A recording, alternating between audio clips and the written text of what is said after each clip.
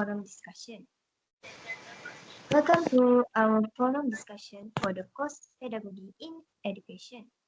Today we will be discussing topic 3, which is active learning strategies for effective teaching. As education continues to evolve, teachers are encouraged to move beyond traditional teacher-centered instruction and adopt approaches that actively engage students in their own learning. One of the most effective approaches is active learning, where students participate through discussion, collaboration, mm, problem solving, reflection, and hands-on activities instead of simply listening to lecturers.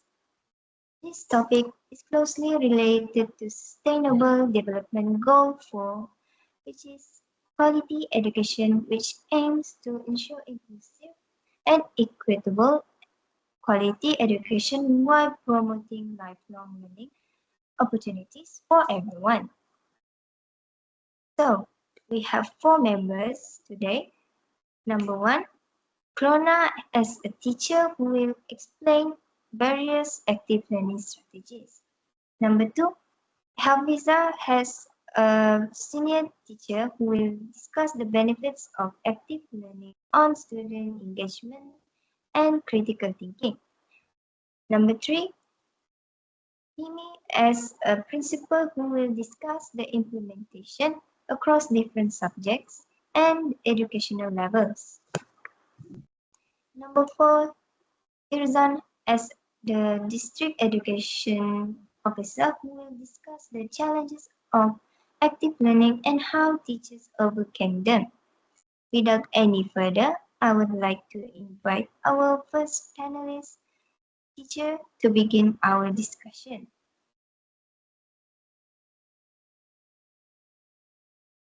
Thank you, moderator. As a classroom teacher, I do believe active learning is essential because it encourages students to become active participants rather than passive listeners. So there are several active learning strategies that can be applied in classrooms. The first is group discussion, where students exchange ideas, ask questions, and learn from one another. For example, in a history lesson, students can discuss the causes of World War II while comparing different historical perspectives. Another effective strategy is problem-based learning, also known as PBL. By applying problem-based learning in classrooms, it allows students to solve authentic real-life problems. For instance, science students may investigate ways to reduce plastic pollution in their local community. So through this activity, students develop critical thinking skills, collaboration, decision-making, and research skills. Besides that, teachers may also use think, pair, share. Students first think individually, then discuss with a partner before sharing their ideas with the class. This strategy encourages participation from every learner, including passive students. Another useful strategy is case studies, where students analyze real situations and propose practical solutions. These teaching strategies support SDG 4 because they promote inclusive participation, equal opportunities, and meaningful engagement for all students.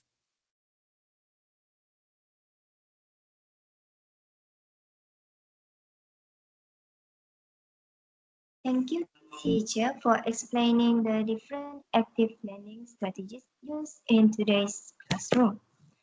So I would like to ask a follow-up question.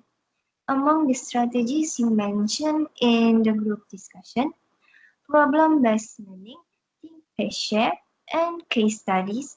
Which do you think is the most effective for encouraging active participation, especially among shy or less confident students?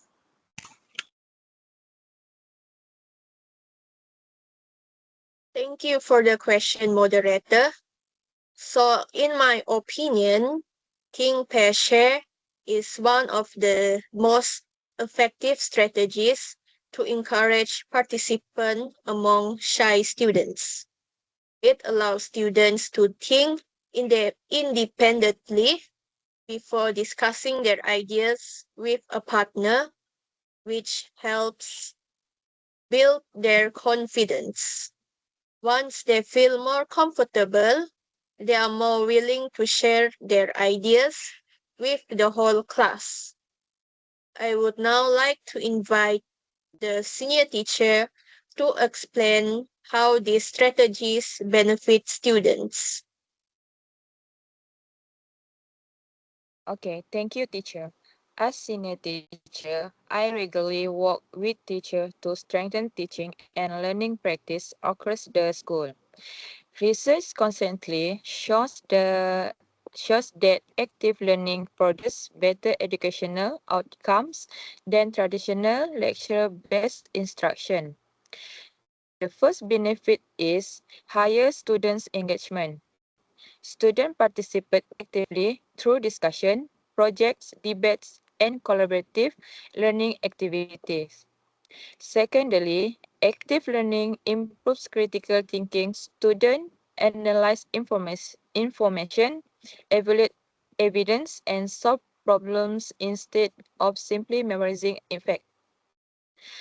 Another important benefit is better knowledge retention because students learn by doing and applying their knowledge in meaningful situations. Active learning also develops important 21st century skills, including communication, collaboration, creative and critical thinking. This competence prepares students for future careers and lifelong learning. These benefits strongly support SDG 4 by encouraging students to become independent learners.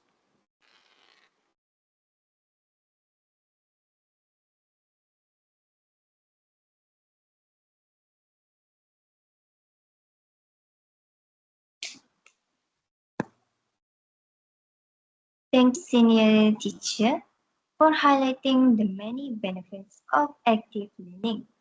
Considering that students have different learning abilities and backgrounds, how can teachers ensure that every student actively participates and benefits from these learning activities?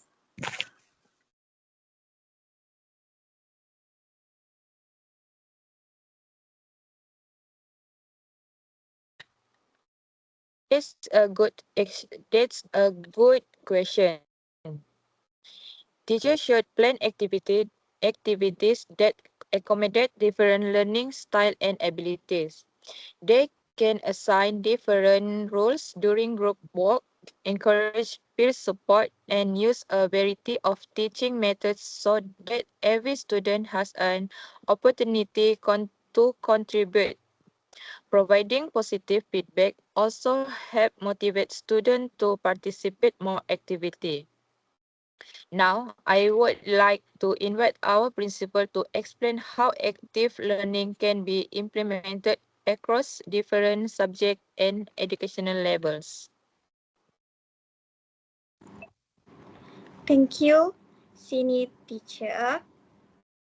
As the principal, I believe active learning should become part of every school's teaching culture because it is suitable for almost every subject and educational level. In subject mathematics, students can solve real-life financial problems. In science, students conduct experiments and investigations. In language, students participate in storytelling, debates, presentations, and role plays. In social studies, students participate in storytelling, debates, presentation, and role plays. At the primary level, teachers can use educational games, storytelling, and hands-on activities. At the secondary and higher education level, teachers can implement research projects, simulations, case studies, and problem-based learning. Technology also can support active learning through digital platforms such as Kahoot, Quizzes, Padlet, and Google Classroom.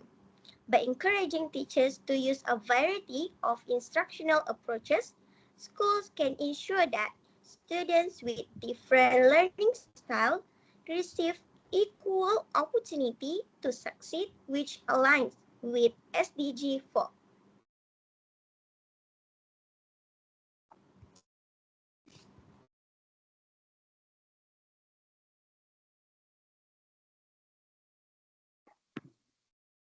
Thank you, Principal. You mentioned that active learning can be implemented across different subjects.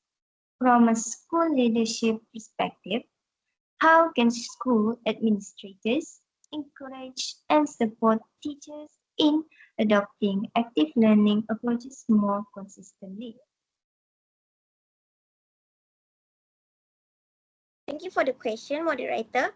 School leaders play an important role by providing professional development opportunity, encouraging collaboration among teachers, sharing best practices, and ensuring that teachers have sufficient teaching resources.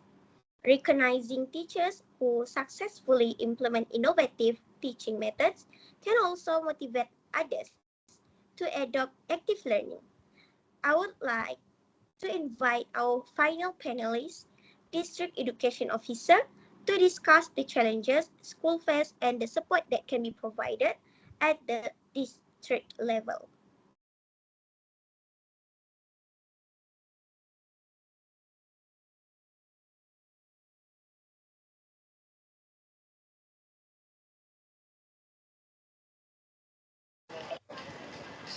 Thank you, Principal. From the perspective of the district education officer, active learning is one of the key approach from what to improve the quality of teaching in school. However, several challenges still need to be addressed. One challenge is large class size, which make classroom management more difficult. School can address this by organizing students into smaller groups and assigning clear responsibilities. Another challenge is limited teaching time, especially when teachers need to complete the syllabus. Short active learning strategies such as think pair share and exit tickets can be integrated without affecting lesson progress. Some teachers also have limited experience with active learning. Therefore, the PPD regularly encourages professional development programs, workshops, coaching, and mentoring, and peer mentoring to strengthen teacher competency. In addition, some schools have limited resources, particularly in rural areas. However, active learning does not always require advanced technology. Simple methods such as discussion, role plays, collaborate tasks, and problem-solving activities can be equally effective. Finally, some students may initially prefer traditional lectures. Teachers should gradually introduce active learning while explaining its benefits to students.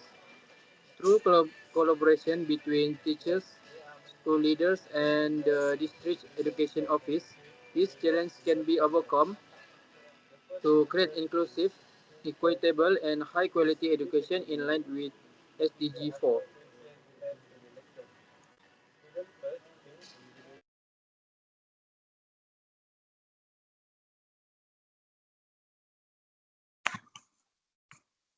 Thank you, District Education Officer. So, my final question is, what initiatives does the District Education Officer provide to help schools successfully implement active learning and improve teaching quality? Thank you.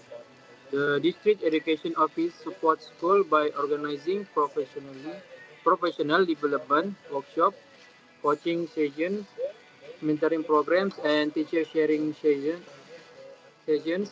We also monitor classroom practice and provide guidance to ensure that active learning is implemented effectively through this initiative. We hope to strengthen teacher competencies and improve student learning experience.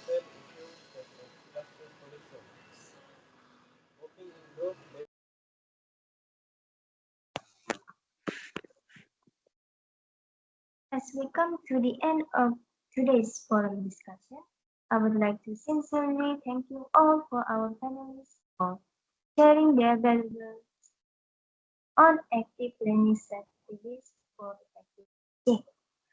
This discussion has clearly shown that active learning is the approach in modern education, rather than relying solely on traditional learning. Active learning encourages students to think critically, communicate effectively, collaborate with others, and take responsibility for their own learning. By involving students in meaningful activities, discussion, problem solving, role plays, and collaborative projects, teachers can create a more engaging and effective learning environment. We also explore how active learning benefits both students and teachers. Students become more motivated, confident, and independent learners, while teachers are able to create lessons that are more interactive and relevant to real-life situations. Whether in mathematics, science, languages, or social studies, active learning can be adapted to suit different subjects, learning styles, and educational levels. The use of digital platforms and educational technology further enhance this learning experience and prepare students for the demands of the 21st century. Although the implementing active learning may present challenges such as limited resources, time constraint, or a large classroom size, today's discussion reminds us that obstacles are not impossible to overcome. With strong leadership, continuous professional development among the educators, and also support from the district education that can successfully create learning environments where every student has the opportunity to participate and also succeed. Most importantly, our discussion reflects the vision of sustainable development for quality education, promotes inclusive, equitable, and lifelong learning opportunities for all. As future educators, we have shared responsibility to embrace innovative approaches that not only improve academic achievement but also develop students into less effective communicators, responsible citizens, and also lifelong learners.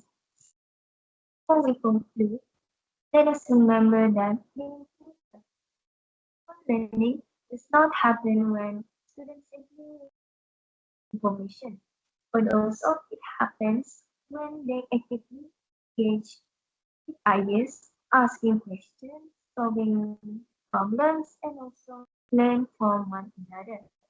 By creating classrooms that encourage participation and also collaboration, are helping to shape a better future for education. that we have reached at the end of our forum discussion. We hope today's discussion has provided useful insights that will inspire us to become more effective and innovative educators in the future.